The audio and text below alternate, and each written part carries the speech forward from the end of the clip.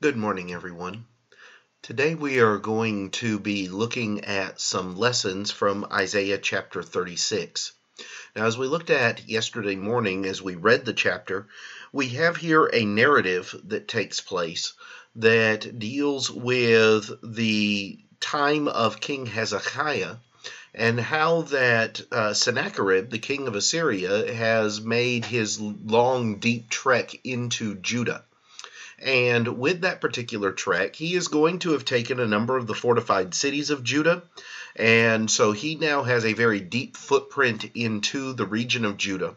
And now he is going to send his spokesman, the Rab Sheikh, into Jerusalem to speak with Hezekiah and to basically give an ultimatum to Hezekiah.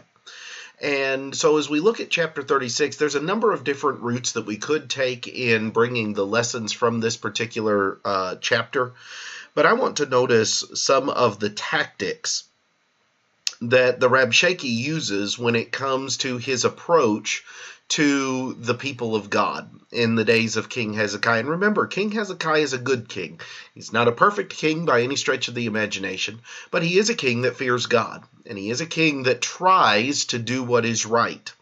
And so you have this situation where Hezekiah is being pushed by the armies of the Assyrians, and their situation doesn't appear to be all that great at this particular point because they've not been able to stop the Assyrian army anywhere up until this particular segment.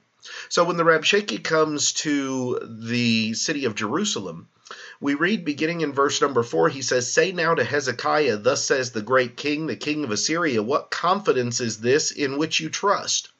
And so he's going to say, who are you putting your trust in? And he's going to start by talking about putting their trust in Egypt, that Egypt is very flimsy. They're bad alliances to make. As a matter of fact, they're going to come back and stab them, is really the idea. He says in verse 6, "If you are trusting in the staff of this broken reed, Egypt, on which if a man leans, it will go into his hand and pierce it." In other words, you lean on Egypt, Egypt's just going to stab you.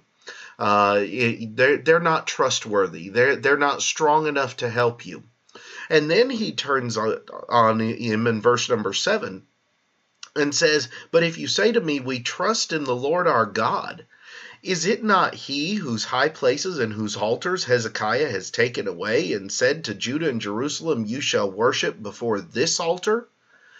In other words, what power does he have?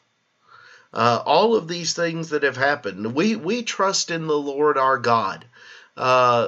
Isn't he the one that you're only allowed to worship in Jerusalem? You know, they've taken away all the high places, they've taken away all the altars and all of these kinds of things, and these are all in areas that we now control. So what's your God going to do for you? And so the first tactic that the Rab Sheikh tries to do is he tries to shake their trust. He tries to shake their trust in the Egyptians, but he also tries to shake their trust in God and tells them that they do not need to look to God because God cannot help them in this particular matter. Then the second tactic that he's going to use is going to be found in verse number 8. And the second tactic is he's going to try to bribe them. He says, "Now therefore I urge you, give a pledge to my master the king of Assyria, and I will give you 2,000 horses." In other words, if you do what we ask of you, if you agree to join forces with us, we'll give you 2,000 horses. And you can use them to, if you put riders on them, if you can put riders on them, he says, then you have the ability to use them, and they will be strong enough to repel any of the chariots of the Egyptians that you might face. And so he then tries to use bribery. So he's tried to tell them not to trust in their opponents, and he's tried to use bribery. And then he tries to, in the third place, go over their head. Because when Eliakim and Shebna and Joah in verse 11 say, "Please speak to your servants in Aramaic, but do not speak to us in Hebrew, so that the people on the wall can hear you," the Rab Sheikh does exactly that. He continues to speak in Hebrew, and instead he tries to bypass the leaders, bypass the dignitaries, and go directly to the people to try to stir up a rebellion and to try to incite riot within the people on the wall, to let them know you don't have a chance. These things are not going to end well for you, so you need to just give up. Call it quits and run now, basically, is the idea. And so he then tries to bypass the authorities to go directly to the people to get the message across and to then try to put pressure on these things. It is interesting to note what he says in verse number 17.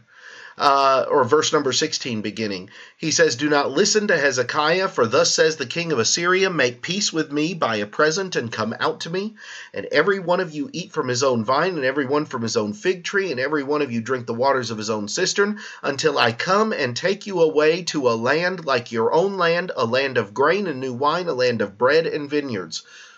Notice the argument that he makes. He says, listen, you side with us, everything's going to be great. You're going to have everything that you need until we come and take you to a new place that you're going to like even better.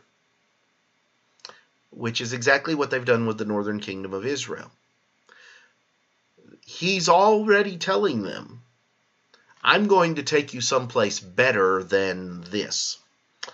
You don't really want to be here. You want to be someplace even better than this. And it's going to be interesting to see the people's response. The people don't listen to the Rab Sheikh. The people do not do what he has said, but instead, verse 21 says, they held their peace and didn't answer him a word, because that's what the king, Hezekiah, had told them to do. You know, there are a lot of different tactics that people will use to try to keep us from doing what we should and to try to shake our faith and our trust in God. The Rab Sheikh here uses a lot of them.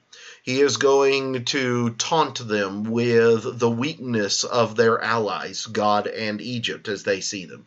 He's going to try to bribe them. He's going to try to go over their heads. He's going to do all of these various things to try to keep them from standing up against them. And it's not going to work. At least not at this juncture. And so we need to recognize, and I think some of the greatest lessons that we can learn are the tactics that people will use to try to keep us from being obedient to God and to try to keep us from staying true to the path that we are on. And those tactics are still very well used today. They are also still very effective with a number of people today. So it's certainly something to be mindful of. Those are the things that I took away from chapter 36. When we come back on Monday, we will begin looking at the message of chapter 37. Thank you for joining us today, and I hope that you have a great day.